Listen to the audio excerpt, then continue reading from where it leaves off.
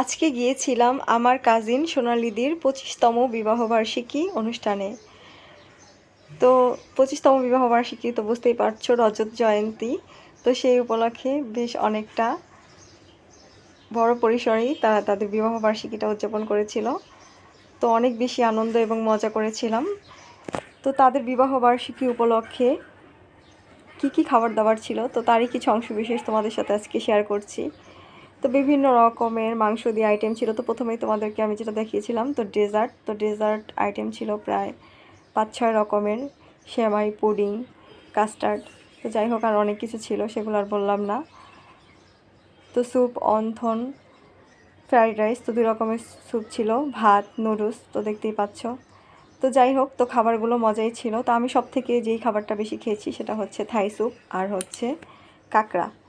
তো এই খাবার দুটোই আমি বেশ মজা করে খেয়েছিলাম। তো দাদা এবং দিদির বিবাহবার্ষিকীর যে আয়োজনটা, এটা রেস্টুরেন্টের একদম টপ ফ্লোরে ছিল। তো বলতে পারো রেস্টুরেন্টের ছাদেই। তো বেশ খোলামেলা পরিবেশ ছিল, ভালো লেগেছিল পরিবেশটা।